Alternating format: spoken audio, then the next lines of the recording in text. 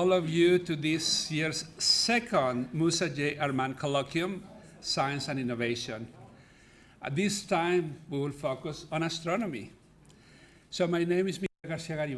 I'm the Senior Dean of the College and also the Dean of the Division of Physical Sciences. So in playing these two roles, I have the honor and an opportunity to interact with the college community, but my home really is in physical sciences. I'm a member of the Department of Chemistry and Biochemistry, and I really have the honor to interact with some of the most brilliant minds in physics at UCLA. We're really an amazing community, a community that really, develops some of the most interesting science, technology, and innovation in education. We are faculty engaged in service. We really are, I think, an incredibly productive and active fraction of the campus. Some of you might know that physical sciences at UCLA includes several departments, 6 departments, and several affiliated institutes that really help us and give us an opportunity to fulfill our mission. So we have the Department of Atmospheric and Oceanic Sciences, Earth, Space and Planetary Sciences, both of which, of course, cover aspects of space. I give a shout out to the Space Institute at UCLA, which is an emerging entity that brings together basically everyone who looks up and finds science in the skies. From the ionosphere to the planetary system to galaxies and even cosmology, perhaps. We have the Department of Chemistry and Biochemistry, mathematics, of course, the Department of Physics and Astronomy that is hosting this colloquium. Yay! And the Department of Statistics. We also host the Department of the Environment and Sustainability. It's an institute, the Institute of Environment and Sustainability, and the Institute of Pure and Applied Mathematics, among several others. So now, speaking of physics and astronomy itself, of course, we know that our Department of Physics and Astronomy continues to do incredibly well. We celebrated, of course, the Nobel Prize of our colleague Andrea Ghez a few years ago. Congratulations again, Andrea.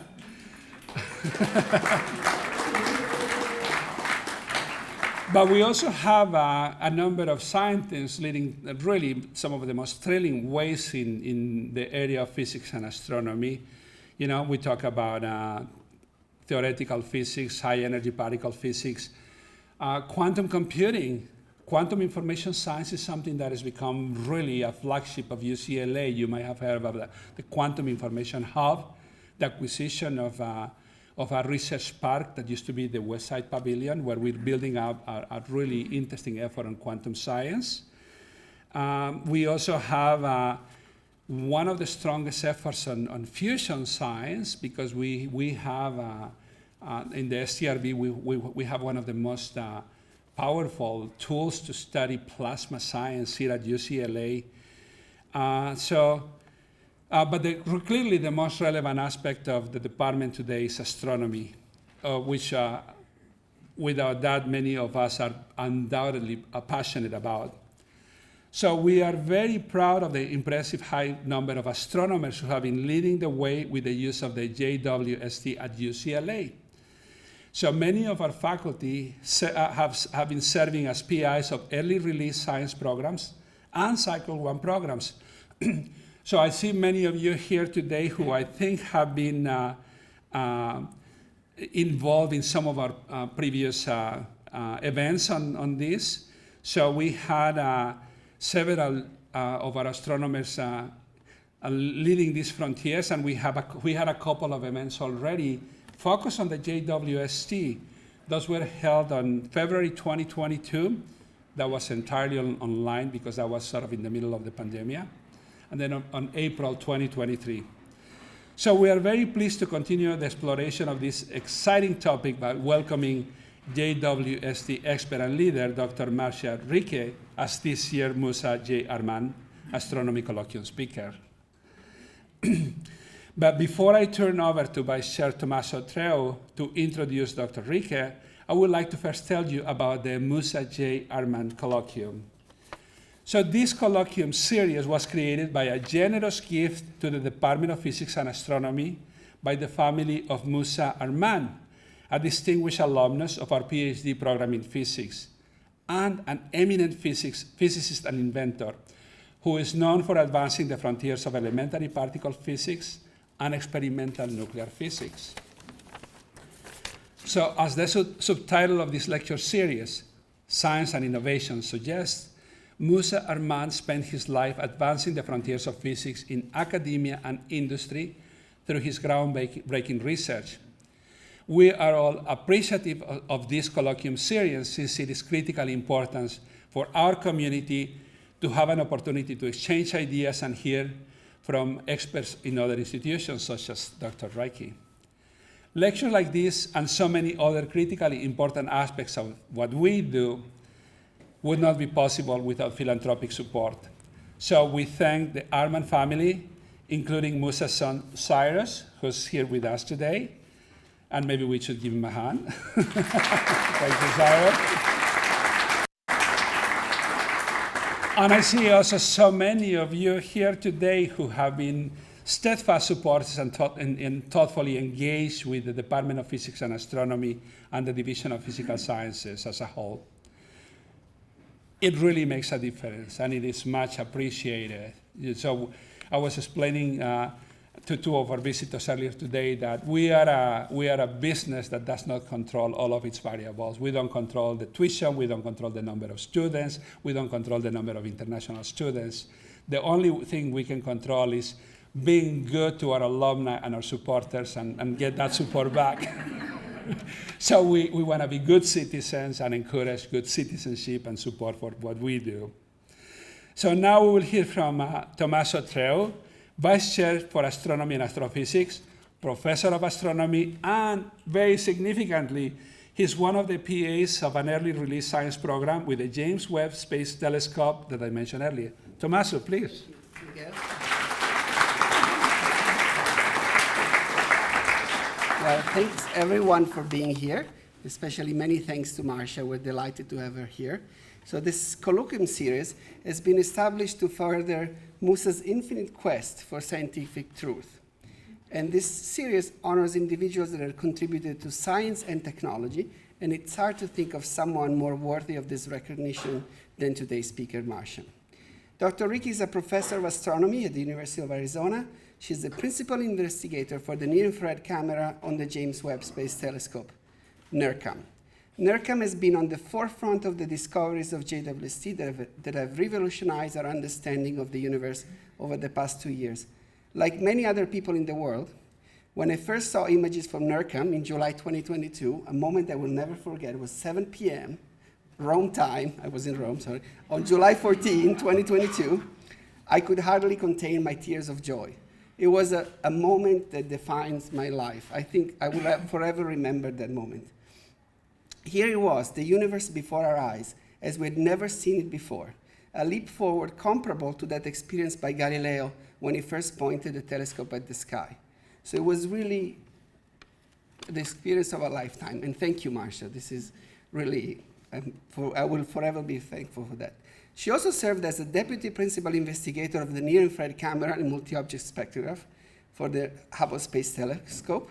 And for those of you like me who have used NICMOS and NIRCam, I'm deeply appreciative of the improvements in technology between the two. So thanks for that too. And the outreach coordinator for the Spitzer Space Telescope. Marcia is one of the giants of infrared instrumentation and astronomy. We're particularly delighted to host her here, given this is a field of the utmost importance to UCLA. We have the infrared lab that has built many of the instruments that you see on Keck. We have been leaders of infrared satellites like WISE, and of course, infrared-based research, such as the one conducted at the Galactic Center, exoplanets, the early universe. This is really a point of focus for UCLA. And Marcia's own research interests include infrared observations at the center of the Milky Way and of other galactic nuclei, and many other topics, too many to name. Among multiple distinctions, Professor Rieke is a fellow of the American Academy of Arts and Science, member of the National Academy of Science. She was awarded the NASA Exceptional Public Service Medal, Robert Goddard Award for Achievement in Science, and is a legacy fellow of the American Astronomical Society. So there's too many to list. I'll stop here. Thank you, Marcia, and please welcome Marcia.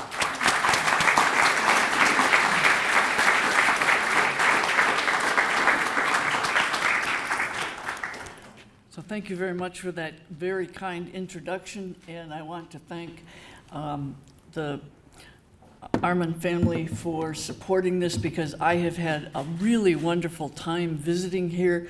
A number of old friends, some of whom are fellow travelers at infrared wavelengths. You know, Eric Becklin and I have worked on various things over the years. And I have to say, seeing so many good friends again has been just great. And one thing that people probably don't remember, but when we got started, you know, I got started with this project in 1997. I was appointed a member of the ad hoc, what was called the Ad Hoc Science Working Group. And there was one of the members of UCLA that was also a member of that Ad Hoc Science Working Group, Mike Rich. So he and I go back a very long way on JWST. And he got smart. He didn't spend 25 years of his life doing this. But anyhow, I wanted to point out a few things. I think many people recognize this picture now, and it's not often that a scientist gets to wear their data.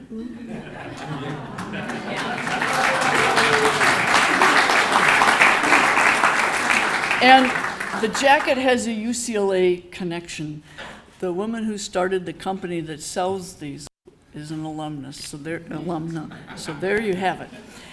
So this picture is one where the Space Telescope Science Institute showed their great skill at taking a set of astronomical data and turning it into something that is visually appealing and also has some scientific content. So where you see this kind of blue sky part is where the newly formed stars have pushed the gas and dust away and kind of cleared it out so you can see the blue sky, so to speak. And the bottom part is where stars are still forming. So it's dirt in the sense that the cloud of gas here also has a lot of interstellar dust in it, little silicate particles. And something else that I find interesting is that this is a very good projector we have here, and you may see a little yellow sort of bullet-like thing here.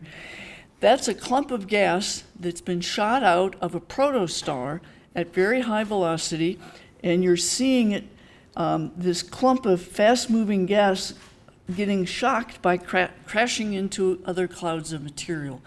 And that color comes from the filter that was used that's sensitive to molecular hydrogen, and it's been shock heated, and so you can see it, and people have actually written papers on this image. So I thought it was a really nice example of art, beauty, and science all in one thing.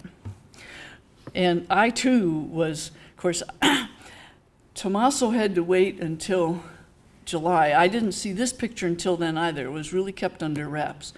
But I had seen other pictures that we'd taken, so I knew the goods were coming. Okay, so I'm going to start out by reminding everyone that some of the success here is, we've already alluded to the fact that these pictures were released in July 2022. And so this mission kind of hit the press when everyone was finally getting out of the depression of the pandemic, and to have something that was built and designed expressly to do research, to satisfy our curiosity, to make some beautiful images as well, that really struck a chord with people. And I think This mission, more than the other NASA ones I've worked on, has been much more popular, and I've had many more requests for interviews, you name it, simply because it's came at a time when people needed good news. So let me give you a whirlwind tour of what we did from launch. Well, I'll back up and cover a little bit of the pre-launch activities, and then tell you a little bit about how we actually went from something that could fold up in a rocket nose cone into something that could produce these beautiful images. So the launch, a number of you I'm sure got up, it was kind of early in the morning here. In Tucson, it was 5:20 a.m., so it must have been 4:20 a.m. here. And that's kind of early on Christmas morning if you're not putting out the presents for the kids. But that's when the launch was. And so this gives just a very quick schematic of, here it is as a folded up telescope, and then some of the steps in the unfolding. And that took over 10 days, and it was a bit nerve-wracking because if, in particular, the sun shield, which is like floppy aluminum-coated, very thin plastic, if that didn't deploy right, we wouldn't get cold and our detectors wouldn't work right. And so the number of times that got redesigned was amazing until it would deploy smoothly.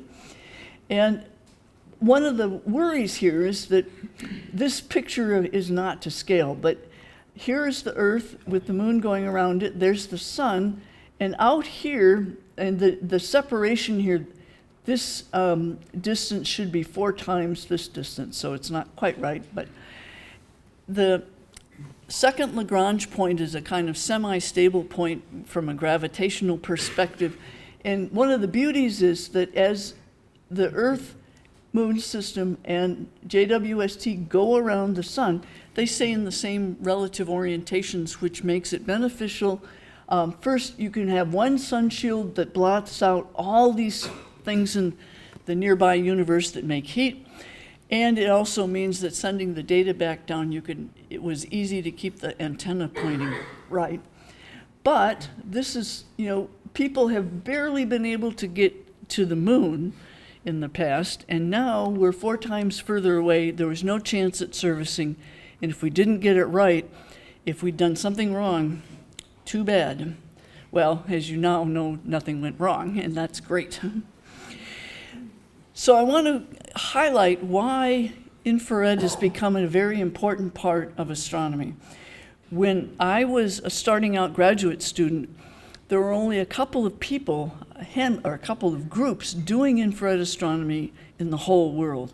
And it really had not penetrated into the mainstream of astronomy. And it wasn't until later that the power became evident. Oh, let's see, we got a little thing here we don't need.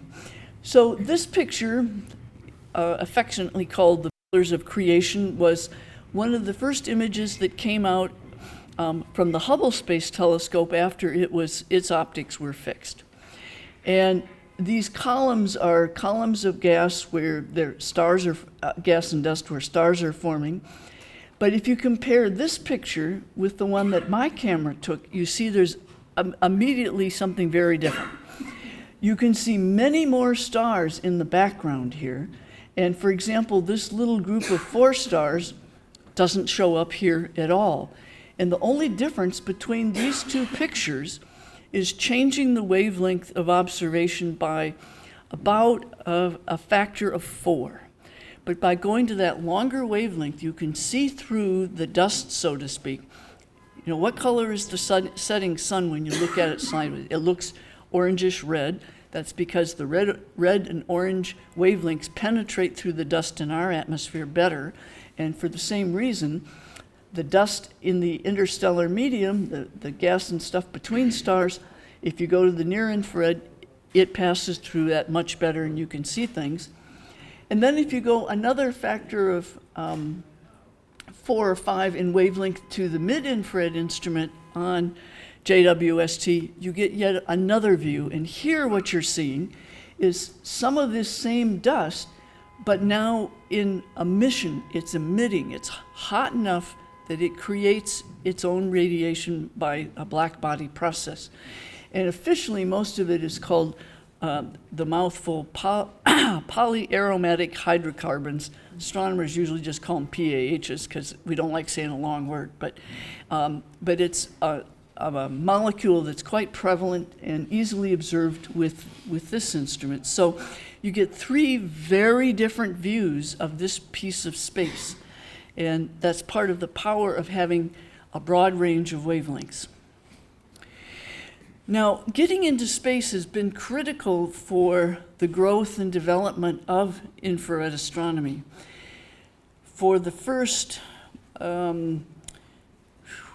nearly 20 years of my career, we could only observe in the infrared from the ground, and it's very hard work because the Earth is warm. We'd be really upset if the Earth weren't warm. But that means that if you observe at these longer wavelengths, what you're detecting is the heat radiation from the Earth, the atmosphere, and the telescope that can swamp what you would see from distant objects. So here is a man in a blast furnace, and he's holding a match.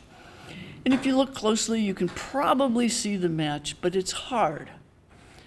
If you could cooling the telescope is like removing the background from that blast furnace. Now you might ask, well, why don't we just cool our ground-based telescopes? Then we wouldn't have to have a rocket and all this complication, and I could run up and twist the screws and knobs and it would be easy. Well, you all suffer from the same thing that most of the audiences in Tucson do. You're not used to having dew deposited on your car on cold mornings.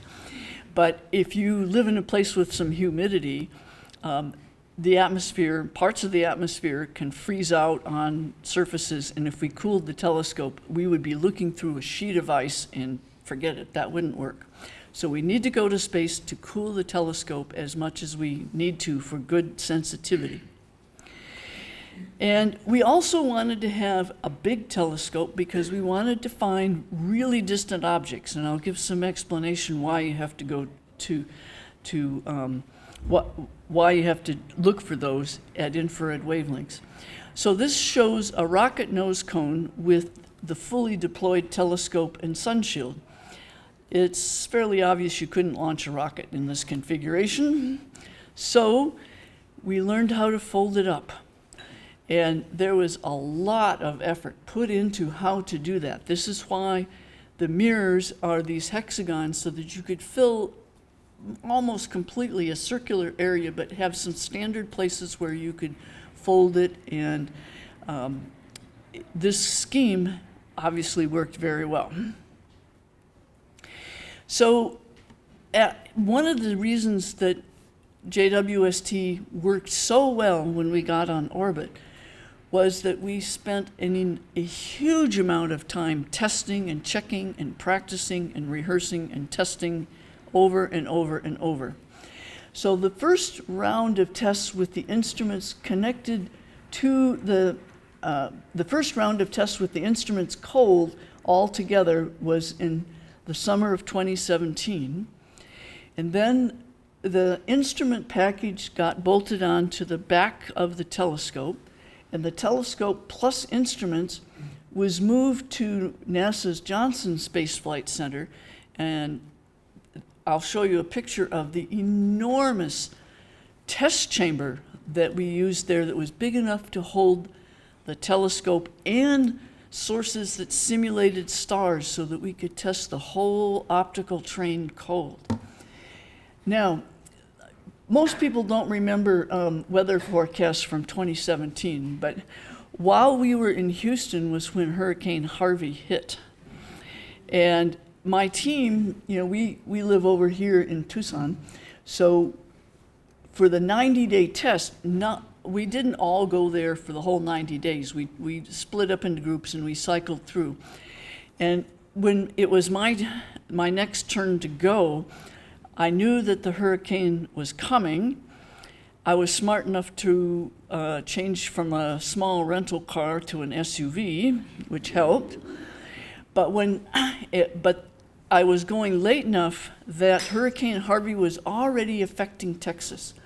And the airport that you can fly to nonstop from Tucson, Hobby, was already closed because it's a very low elevation and the runways were flooded. So I had to fly to Bush instead. But to get to that airport from Tucson, you have to change planes in Dallas. Well, no big deal. But sitting in the plane on the runway in Dallas, getting ready to take off to go to Houston, the pilot came on and said, "There's going to be a little delay. I want to try to fly in the space between the spiral arms of the storm." And I'm going, can I get off? No, I can't get off. We're going to have to just go. And fortunately, it was okay. When I got on the ground and started driving from that airport to near Johnson, there was a lot of lightning and rain and you name it. And remarkably, we never lost electrical power. Nobody got hurt. Some of us got a little wet occasionally because the building leaked. The telescope was totally safe in this great big thermal vacuum test chamber with very thick walls. So there was no problem. But we all came to realize before this test, we had to go to Johnson and get oriented and so on before the test ever started. And they passed out these sheets of what you do in a hurricane. And I thought, oh, why do we need to know this? Well, we found out. Then we finished there, and then that was the last time that we actually had the telescope and instruments as cold as they were going to be in space. And so then we went over to the Northrop Grumman facility that's roughly a mile south of LAX. And we were there for quite a while. That's where the telescope got mated to the sun shield. And there were also a lot of telemetry tests checking that stuff could be sent down to the ground later. And there was also a test where the entire spacecraft was put on a table and vibrated like the rocket launch was going to be. If you ever see one of those, it's scary. You don't like having your fragile optics shaken, but you have to do that so that nothing breaks when the rocket goes up. Then we got on a boat, went through the Panama Canal, and ended up in French Guiana, because the rocket we launched on was an Ariane 5 provided by the European Space Agency. They're collaborators in this project along with the Canadian Space Agency. And so we had to go to where Ariane Space launches their rockets, which happens to be French Guiana. So I mentioned this test chamber in Johnson. This was what it looked like. It was originally built to test the lunar rover, so it's quite big. It was not built for this purpose, and we had to do a lot of cleaning and retrofitting because it wasn't designed to go as cold as we needed it to simulate what it was going to be like in space for us. And you can get a scale from the size of the people. And so there's the telescope itself, no sun shield, that came later. And there's the test equipment up there, affectionately called the chandelier. And it had pseudo-star kind of sources so we could test the optics. We moved from place to place within the United States by having the telescope and instruments packed into this sort of portable clean room, so nothing, the optics would stay clean. And the clearance between this clean room structure and the C5A was only something of order an inch around, so you had to drive carefully. The guy that drove the truck was the same guy that drove the truck all the other times that we were moved by truck, including in French Guiana. The European Space Agency agreed, we'll use your driver. So this is one of the things that was done at Northrop Grumman. And so here's the telescope package partly folded up. Here's the sun shield, and you can see it looks really kind of squishy, scushy, messy when it's not deployed. And there are the cables that had to be connected so that underneath the sun shield is the spacecraft that had all of the communications to the ground, stuff that was kept warm, and all the cold stuff, and the instruments were up above, and so these were required to send all the electrical signals, and also some extra cooling for the mid-infrared instrument MIRI because its detectors had to be colder, so there's some cryo-cooler lines that go up through here. So just an absolute marvel of engineering that you could design all this stuff and have people able to actually hook it up together. There it is, folded up to go into the shipping container before going to South America. The European Space Agency has a special boat for taking equipment to their launch site, and it was decided that their boat was the best way to go. You can see the container going in there. They have a nice special dock down in French Guiana for unloading. And it took, I think, close to 2 weeks to go from Long Beach down to Kourou in French Guiana. So it was a fairly long trip. Fortunately, no storms. So this is what the launch site looks there. And to first order, it actually looks like Cape Canaveral. It's not, it's a very similar kind of facility.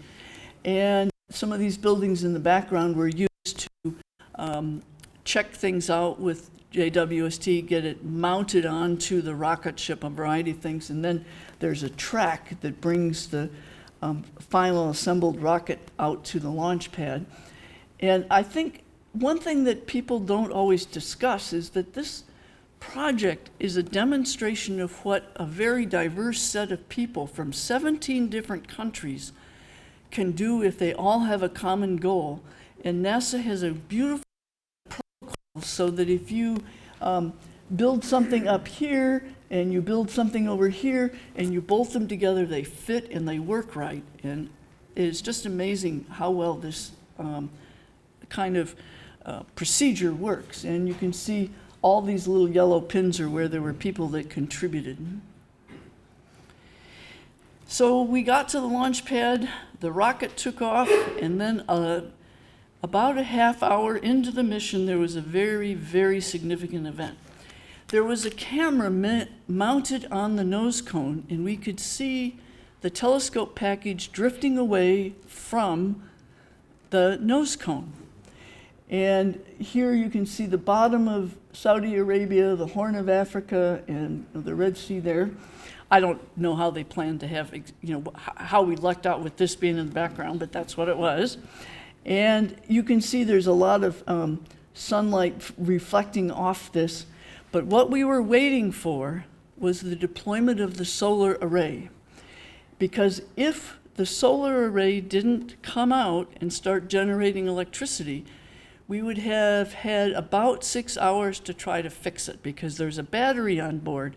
And if the solar array didn't start producing electricity before that battery discharged, again, we would be not in a working situation. And there was a meeting to discuss if it didn't deploy, what would you do in those 6 hours? And there were all kinds of plans about, you could fire the motors and jiggle it and stuff, and I just had to leave. I couldn't take discussing that. It was too horrible to think about. But there you go, there it comes out. And at first we were amazed because it came out, I don't know, what seemed like a couple minutes early. And that was because the deployment was timed to the rocket being in a certain trajectory. And Arianespace did such a beautiful job of the launch and the mid-course corrections to get up to this point that we were at the right spot a few minutes early, and we ended up with extra fuel, so to speak, so that the mission may be able to last from the standpoint of fuel needed to keep it at L2 for maybe 20, 25 years. And the mission goal was only 5 years, so this was another fantastic piece of news. So let me tell you just a little bit about NIRCam. Those who like optics, this is one half of NIRCam. This is how the NIRCam field of view, if NIRCam had a viewfinder, this is what you would see. 2 fields of view side by side, and you notice that there's red and blue outlines. The blue outlines are what we see at the shorter wavelengths we can observe, and the red is the longer wavelength part, because we have a beam splitter that splits the light into a long wavelength path and a short wavelength path. And that's good for a whole lot of reasons having to do with sampling the diffraction limit correctly and things, because NIRCam covers over a factor of 5 in wavelength, which is somewhat larger than one usually does. And the optical design is based on a refractive design, and more typically people would have used mirrors, but using lenses meant that the camera could be much smaller and weigh less, and weight is everything on a space mission. So that was another one of our little design features. And so this is one half of NIRCam, and then there's a mirror image that you bolt them back together back to back, and you launch that whole thing together. And that's in a nearly complete state of assembly is what one half of NIRCam looks like. And the full NIRCam weighs only 150 kilograms, or about 300 pounds. So it's, for what it does, it's not that heavy, and it's pretty dense because this is only about a yard across. So it's not that big. So once we got into orbit and started cooling down, we then had to worry about what we call commissioning. And the very first part of commissioning was all that launch and deployment stuff. The second is, the first time our detectors were cold enough to take pictures, we got a picture that looked like this, and I'll show it in a little bit more detail, but each one of the 18 mirror segments was acting like its own separate telescope, and you would get a star image, and after launch, they were kind of helter-skelter. That was expected. And we had to take those 18 images and pile them all into one spot and do what's called phase them up to make a beautiful, as best star image as you could, and have it act like it's a single smooth mirror, not one made out of 18 bits. And once that's all done, then we had to do a bit more work, and then we could start doing all the science that you've started hearing about. So the very first thing, when NIRCam got cold enough, was to execute an observing pattern that is all these little blue squares, each one of which represents a NIRCam exposure. And this was the star that was the target. And this area was an estimate that the engineers made of how spread out things might be, nearly the size of the full moon. Well, it turned out it wasn't nearly that bad.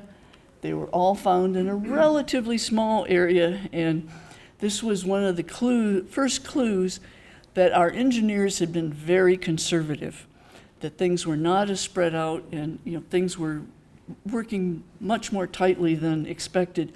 And of course, if you think about it, it's a good thing engineers are conservative, because if they weren't, would you want to fly on an airplane?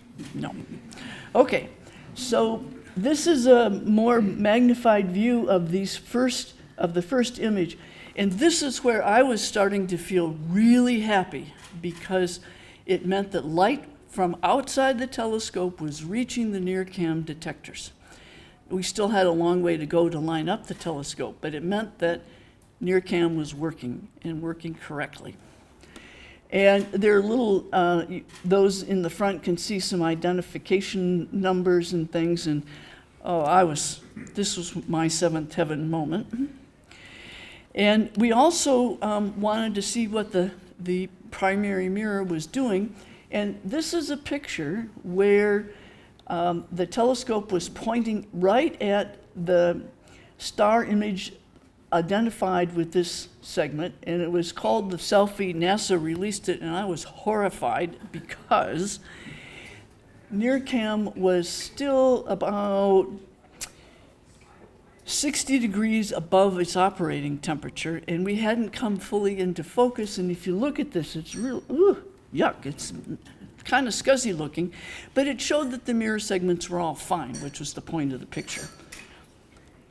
And then we arranged the 18 segments so that they were in a nice symmetric layout, so that when you took an image, you could see which segment you had adjusted by observing. And this starts from where this was the initial image after we got these laid out, and then you can see how it collapses down to something that looks much cleaner.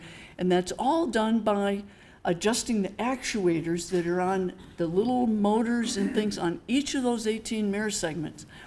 And for the optics guys, this image was kind of one of their yay, aha moments, because the things that are wrong with the images there are mostly either focus or something called the stigmatism from the segments being tipped or tilted. And it was all things that the mirror adjustments could take care of. There wasn't anything mysterious. So the wavefront sensing team was happy because they knew that they could fix the image and make it beautiful, which they did. And there were a number of further steps that we had to go through, because we didn't just want the 18 images piled on top of each other. That was part of it. But you want them to act like a single mirror, and so you have to make certain that there's not even tiny focus steps between the segments. And it's the wavefront sensing guys call this phasing up, so that you make certain that if a single wave of photons hit the mirror, they are hitting all the segments basically at the same time, and then you get an image as though it were a single mirror telescope, not one with 18 separate bits. And what was amazing in this image, and something that happened over and over, you may notice a few slightly strangely shaped things in the background. JWST images often get photobombed by galaxies. This near-infrared wavelength range is just super for detecting galaxies, which is why we chose it and why we built the telescope that way. But what's interesting is that in that exposure that was only 2100 seconds, sort of 2/3 of an hour, all of these galaxies were found in the background. And this was another one of my second kind of aha moments, because then we knew that light was getting to NIRCam, but the whole system was working beyond our wildest dreams, that we were going to get all the data and more that we had hoped. Then we had a little unfortunate accident that had nothing to do with anything we could do about. But, space is full of little meteorites, little pieces of sand flying around in the solar system, so on and so forth. And one hit the mirror at very high velocity and made a little dent. And at first, the wavefront sensing guys were like, oh, we had this beautiful image and now look what's happened. Well, it turns out that it only made, in terms of a quantifiable error in the image quality, it only went from 50 to 60 nanometers, and the original requirement was 150. So we still had a really perfect telescope, amazing. And there has not ever been another one of these kinds of hits that was some kind of random, beyond what any of the people at Marshall Space Flight Center had predicted.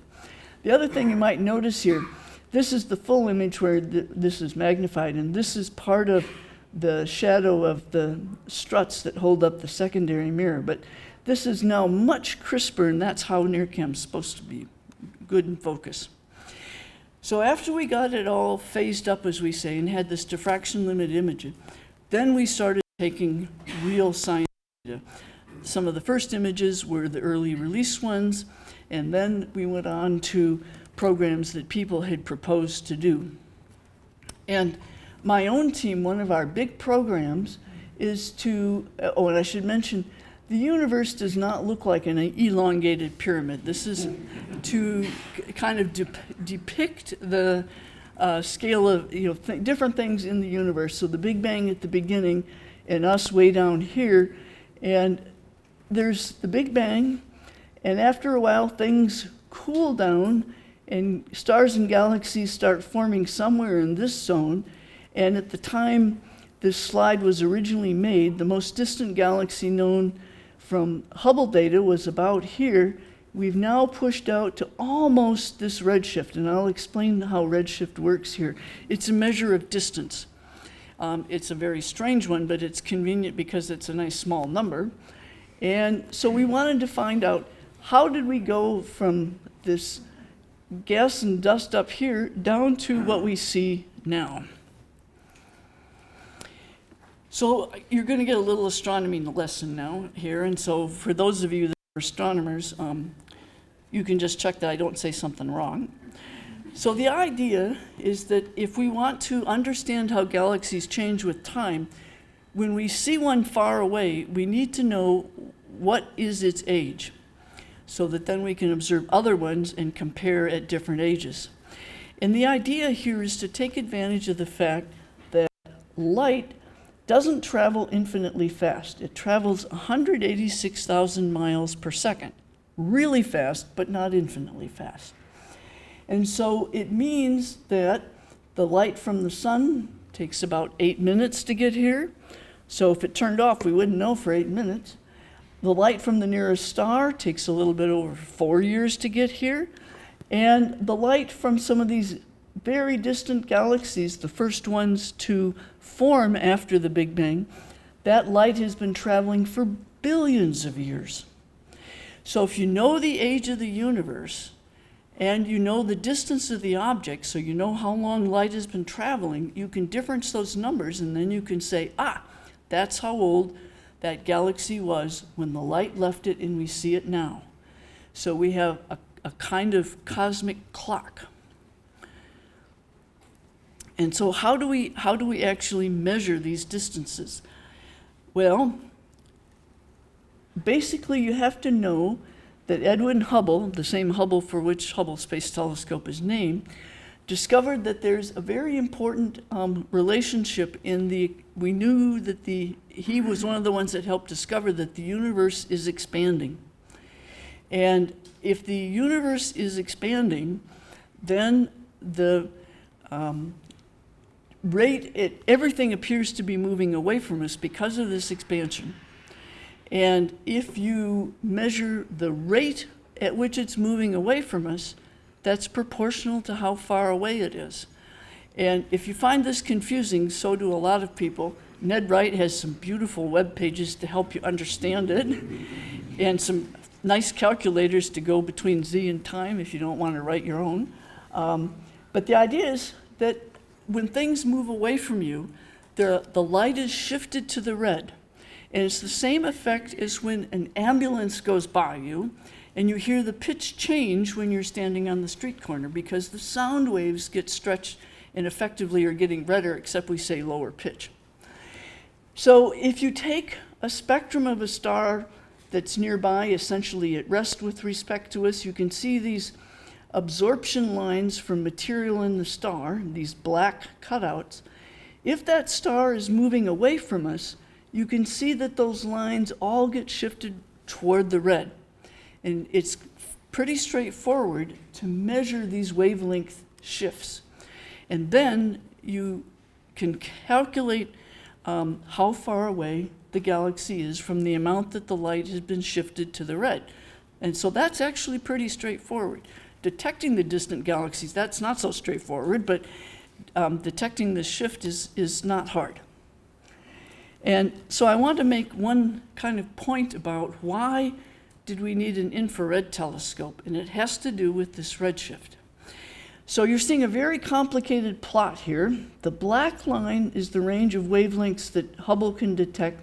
The red is what JWST can detect.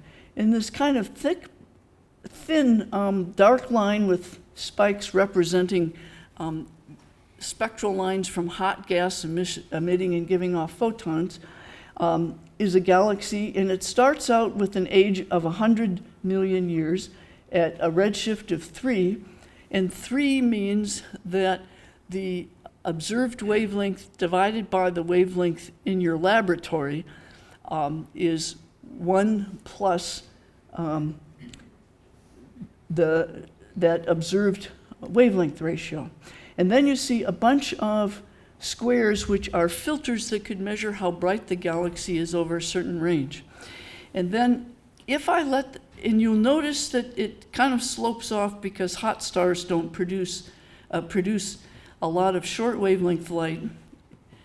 And as you go further and further to the red, to more and more distant things, here the redshift is up to 5.5, and you notice that this galaxy doesn't put out anything over here. Well, actually, it does create light, but hydrogen gas in space absorbs the light from that galaxy.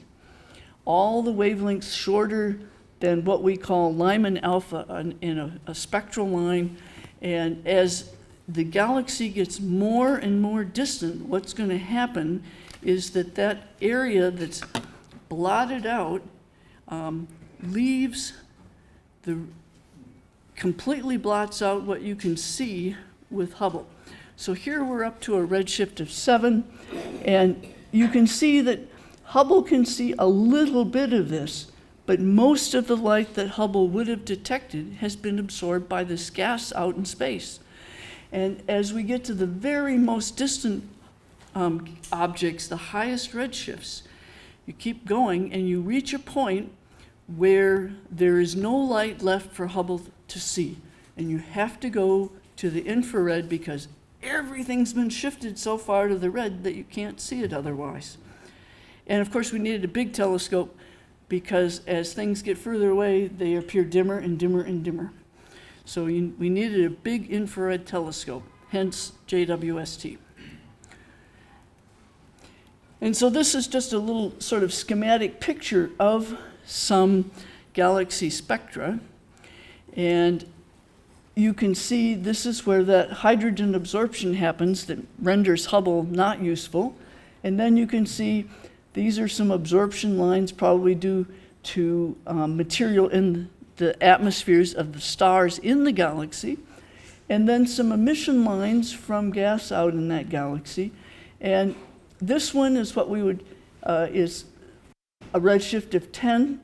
And if you use, calculate what redshift 10 means in terms of light travel time and subtract that from the age of the universe, you find out that that's got an age of 480 million years. Here's redshift 11. It's younger, 420 million years. And then redshift 12, 370 million years. And I'll show you in a minute that the record now is 13.2. So that's at an age of like 330 million years. So we're finding galaxies where the light left long before the Earth was formed. So I find that remarkable that we can study things, the light from things, before our own planet came to be because of how long that light takes to get here. And this gives you a visual impression of what the difference between what Hubble can do and JWST is.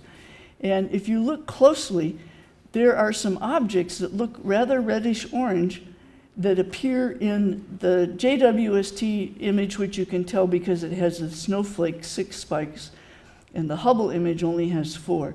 And there are a variety of these that you can find in here, but just shows visually why we built this telescope.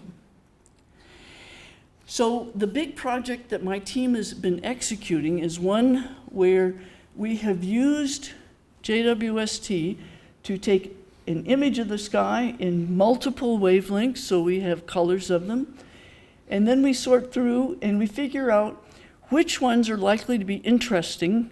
And interesting can mean different things to different astronomers, but we make a selection. And then we use our companion instrument near spec, and these little yellow rectangles are inputs to that instrument. And if we had a whole nother hour for a lecture, that instrument is an absolute marvel of technology. The first time that anyone has been able to have a spectrometer with a number of inputs that you can open and close remotely by sending commands from the ground.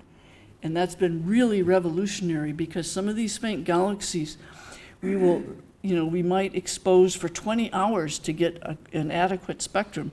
And so being able to do a bunch of them at once has been very helpful because if you had to do them one at a time, I wouldn't have so much to talk about.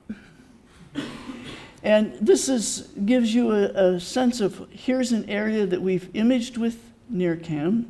And this length here is about 1/4 the diameter of the full moon. And then all these little yellow numbers are the redshifts, which, as I mentioned, is 1 plus the redshift is the observed wavelength divided by the wavelength measured in the laboratory. So this is how much the wavelengths got shifted to the red. This is a relatively nearby galaxy, and there's a very distant one up there. There's some other interesting ones that are red not so much because of redshift, but because they have dust that has obscured part of their starlight. We're just seeing all sorts of fascinating things in these images, and it's going to be years before we're done examining them. And this is how we estimate the distance if we don't have a spectrum. So this series of little squares up here are actual images taken through all the different NIRCam filters that isolate different wavelengths. And you can see there's nothing, maybe a hint, and bingo, by the time we hit this filter, you can see it in all the subsequent ones. And if you go down to the bottom here, you can see that these 3 filters where there's nothing, those are the ones where the hydrogen absorption prevents you from seeing them. And then we hit the wavelength where the redshift has moved the light to where we can see it. This is a model of the image, and this is a difference between the real image and the model. You can see the model fits pretty well. And so one of the things to do is to key on this drop as an estimate of the distance to the galaxy, and that works very well. And in fact, here is part of that image blown up. This square is this square, and we had picked out early on 3 galaxies in that square and 1 here, and for a while these 4 were the highest redshift ones that we had found. And it was really amazing that we got these spectra, because there were various, we didn't think we were going to get a chance to observe them until 6 months later, and it's a long story how we got to it, but we did. And here you can see in the NIRCam data from the images, you can see the drops where the hydrogen absorption is, and so you can estimate the redshift from where that drop is seen. And then the proof came with actually taking spectra. And these are not spectra that anyone would be proud of, except that you can see where the dropout occurs. And this red dashed line is the wavelength at which that drop occurs. And we confirmed that all of them were as distant as we had said. And so this was yet another let's break out the champagne moment, so as it worked. Let me talk a little bit about one other area where JWST has made a lot of remarkable discoveries, and that's studying exoplanets. And when we were first working on the mission, there weren't very many exoplanets, and there was nothing done special to be able to observe exoplanets, but the technology and things that have been put into the telescope are sufficiently general purpose that we have actually been able to do very nice things. So what happens if the parent star and its planet are in the right plane, you can see what happens when the planet passes between us and the star. And you can see the light drop out. And if you have a spectrum of the star and a spectrum with the light blanked out, you can difference them, and you can see what might be in the exoplanet atmosphere. And of course, the holy grail is to find an atmosphere like Earth's, which we haven't done yet, but we got a few more years to go. And so this shows all the different possibilities. So the planet's going around. You notice that it actually, in essence, has phases like the moon. And this part, these two places, you could think of it, you're seeing the light of what the planet is like in daylight or how much it emits. And then here is when you could take the spectrum, because you've blotted out, the light has to traverse through the planet's atmosphere. And the first one of these spectra was amazing. You could see carbon dioxide, so they might have global warming in their planet. And there's another strong carbon dioxide line, various bits of water and carbon monoxide. And something that was a surprise was finding sulfur dioxide. That's, the rotten egg smell. And people had not expected to see that. But going back and looking at the chemistry of what happens when starlight hits the upper levels of a thick atmosphere, there are some chemical pathways have been identified that might produce this. And it may be similar to what's happened in parts of Venus's atmosphere. So it's interesting that we're finding some analogs of solar system things. A very interesting exoplanet system is one called TRAPPIST-1. Interesting because it has a whole family of planets, not just one. And with the Spitzer Space Telescope, they did a very long, many day experiment where they measured transits of all these different planets and figured out how many there were, what their orbits were, and you can see the dropouts for the different ones. And if you keep track, the planets that are closer into the star go around faster, and so they show up more often. Others show up less often because takes them a longer time to go around. And so from those kind of data, it was figured out that those 7 planets orbiting that star are very similar to Venus and Earth in size. The vertical scale goes from 80% the size of Earth up to 1.3 times. And the middle of the plot, the planet would be getting about the same amount of light as the Earth does from our sun. Well, we weren't certain that how stable JWST would be early on, so we didn't do as much of this work initially as we might have thought. But this B, because it has a lot of transits, got studied first. And the idea was, are we going to find atmospheres on these kinds of planets near this particular kind of cool active star, or will the atmospheres all have been blown off? So here's what happened.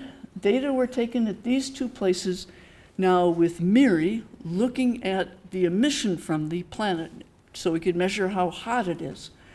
And the idea is that if it has a thick or reasonable atmosphere like the Earth that can redistribute the heat between night and day, it'll be cooler than if it does not have an atmosphere. And when we look in the daylight for emission, we're seeing just bare rock heated up by the star.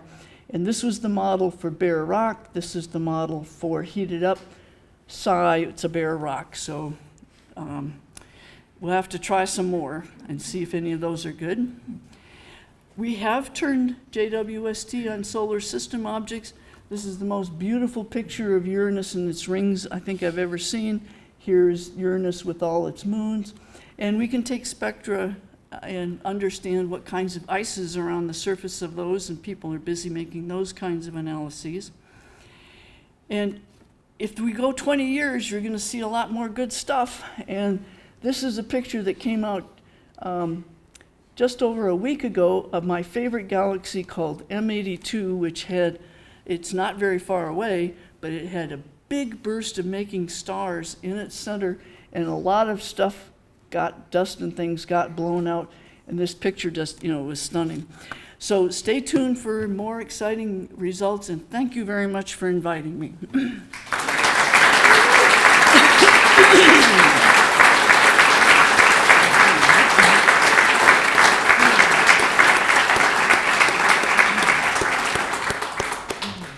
Thank you, Marcia. So we have time for a little Q&A, if anyone has questions. Yes, we have a question right there. What do you do with the microphone? No, we have a microphone there. Hold on. Thank you. Thank you for an incredible talk, all of your work, and amazing work. I have a question about so you showed an image of the meteor segments. Once they were aligned, you showed where the micrometeor ended. It looked like there were other imperfections in the mirrors. Is that something that happened? Are those just not an issue? Was that before launch, after launch? Though all the other, there were some things that look like little rings and things, and those are actually an artifact of just having a little bit of dust on the mirror, and they were there before launch. We've seen those rings over and over and over, so they're not important, thank goodness. And it looked like even there were like tiny little black. Yeah, there were a few imperfections in the coating, and over time we actually have gotten a few little hits, but again, the total reflectivity of the telescope is still above the original requirement. So we're good.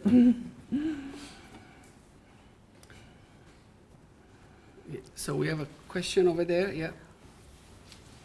So I was curious about the discussion about the absorption of light by hydrogen gas in the universe. Is that happening through like an actual absorption of the hydrogen atoms and the emission of that light, or is that happening through scattering? You can see through. Yeah, what happens is that any light with a wavelength shorter than 1215 angstroms is energetic enough to knock an electron off the hydrogen atom. And then eventually those will recombine and light will be given off, but it will go, the light that it gives off later will be in a different direction. So in a sense, it's like scattering because the light came in from one direction and then it leaves in another one.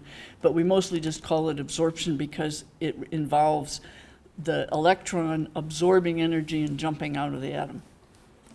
So how can we see like darkness in that entire spectrum band versus these specific absorption bands for hydrogen? That's a complicated question in essence. We can see in a, like in the atmosphere of a star, there will be a hot layer and cooler gas up above. And Ned is shaking his head, he'd say it differently, but anyway, the gas in the outer layers of the star can absorb energy from down below, and they end up causing this contrast because you've absorbed some energy, and the electron will go back down to its ground state later, but the light that you're looking at from the star is coming in a particular direction, and the light that gets given off when it is re-emitted, it doesn't necessarily go in the same direction. Right. So we have a question just in front there. Yeah. Hello. Thank you for this amazing talk. Earlier when we were looking at the Eagle Nebula, the burst of creation, you asked us what the differences between Hubble and the near-infrared. In the near-infrared, I noticed there was a lot of these bright orange, bright red little spots of gas. I was wondering what those are, and if you could explain a bit more about those. Those are actually quite important in the overall scheme of things. So let's go back and I'll make certain that I'm thinking of the same bit that you are. So here, for example, there's almost like a piece of fingernail polish on the top of that finger. That's a region where the filter used is sensitive, again, to light emitted by hydrogen atoms where the electron's going back down to a lower level. That's a signpost that there's a hot star embedded in there, and that's a star formation region and where some new stars were formed. So those little red spots are quite interesting. Thank you. Any more questions? Yes, please. We'll wait for the microphone because we have people online. Sorry. You talked about the z values as measure of distance in terms of going back to the beginning of everything. The 13.2 is there a technological limit to or a resolution limit, or is there another telescope in the future that may get us further back towards the beginning? One could build a bigger one, but there is a limit to what you can see. And that's because at about 400, from the Big Bang up until about 400,000 years after the Big Bang, the universe, the gas in the universe was very hot, and all the electrons were stripped away from their parent atoms. And so light could not travel in any kind of straight line. It would be absorbed and re-emitted over and over and over, so the light was going every which way. And we have been able to study what happened when the universe cooled enough that those electrons recombined and emitted what we now call the cosmic microwave background. And Ned Wright here was one of the people on the original satellite that really studied that in gory detail. But that is the farthest back we can see sort of discrete things.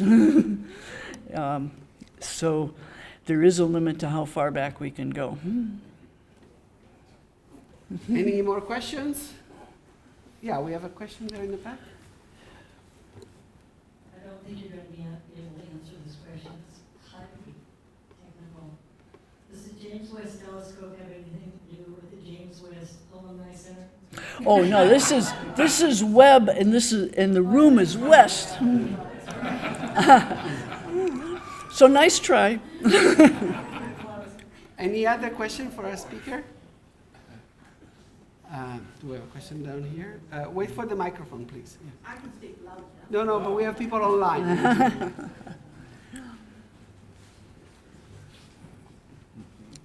the slide where you showed the exoplanet spectrum, and you were saying that it was surprising to you that sulfur dioxide was found. Yeah, I was wondering what ideas pop up. So I'll have to tell you that I'm not an expert on exoplanets, but the members of my team that study a lot of exoplanet atmospheres and chemistry and things, no one had expected to see that line because sulfur is fairly abundant in the universe, but not highly abundant. And so things like carbon dioxide, carbon monoxide, and water all involve elements that are quite common. And so those were expected. The water had been seen by Hubble Space Telescope, but something involving sulfur was unexpected simply because sulfur is not so abundant overall in the universe. So what does it suggest? Well, it suggests that that kind of a feature can come from somewhat more trace elements, but it really relies on a kind of chain of chemical reactions that we think happen in the star's upper atmosphere, triggered by energy coming in from the parent star. And I'm not expert enough to explain the whole chain of reactions, but there is an explanation for how we could see it, and I think it's basically the abundance of sulfur that made people think you wouldn't see anything to do with sulfur. Any more questions for our speaker today? Yeah, we have a question here.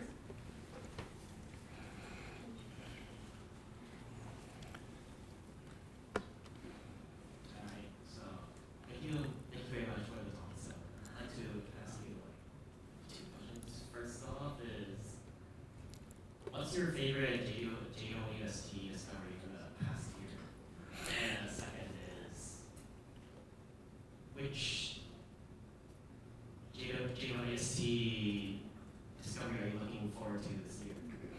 Okay, my favorite one is one that I didn't have time to show here, but it involves seeing a kind of carbon that's usually made in stars that are getting ready to completely die. And they pulse and they throw stuff out in their atmospheres. But we saw this carbon in a very distant galaxy. We're seeing it 880 million years after the Big Bang. And there was so much carbon that there's an absorption feature in the light of the galaxy that says this carbon is blotting out some of the light of from the galaxy's stars. And it's a feature we see in galaxies very close to us. But to have made that much carbon so quickly, I'm not certain we know how that works right now. So it's a complicated thing, but it was, we knew we'd find distant galaxies, but we didn't know we'd find these kind of funny chemical changes, so to speak. And I'm hoping that there'll be something that we discover that nobody had thought anything about. So I can't tell you what my next favorite will be. Any other questions? Yes, we have a question over there. What is something that's currently not being done in infrared astronomy that you hope to one day see in the future? Well, right now we don't have any missions that work at longer wavelengths beyond what JWST can do. The last mission that did much of that was called the Spitzer Space Telescope, and it ran out of its liquid helium, and so it didn't work anymore. And I think we're going to discover things with Webb that we wish we could study at longer and longer wavelengths. And right now, there isn't a whole lot of prospect for that. We'll have to see how the NASA budget goes and so on. So we have our fingers crossed. But Any more questions for our speaker? Okay, well then let's thank Marcia again.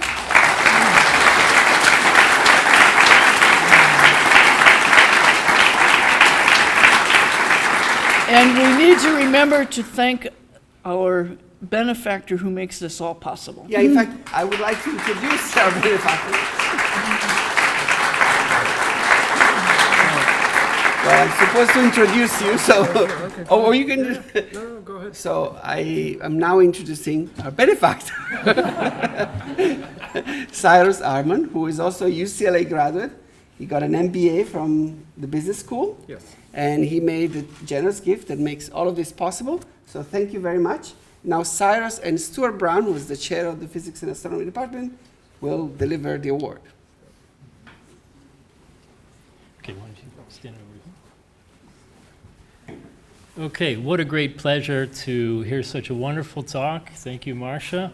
And on behalf of the Division of Physical Sciences and the Department of Physics and Astronomy, it is our pleasure to present to you the Arman Innovation Award for Astronomy. Thank you very much.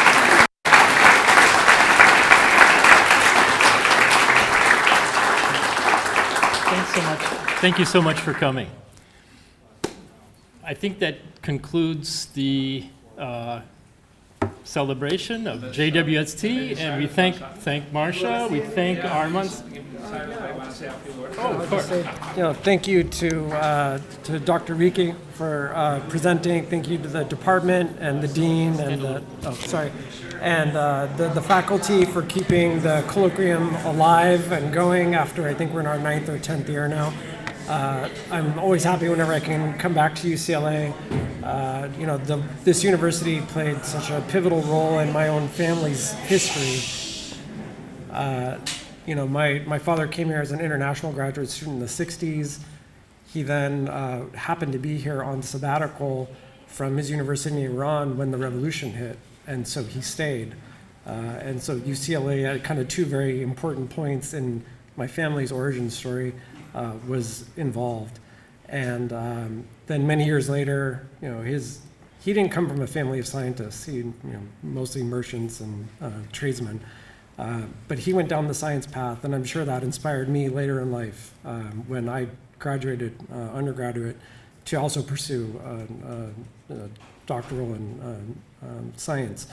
And then later I went to the business school here after leaving academia. But I'm always happy to come back to UCLA. I love to see the amazing quality of the speakers. This particular topic in particular is incredibly humbling when you think about how we can study deep space and deep time, and how it makes you feel very small when you see and hear these things. It's amazing that we've got the tools to study that from Earth and from things that came from Earth too, which I think is also fascinating. But anyway, thank you everyone. So that's all I had to say. Thank you.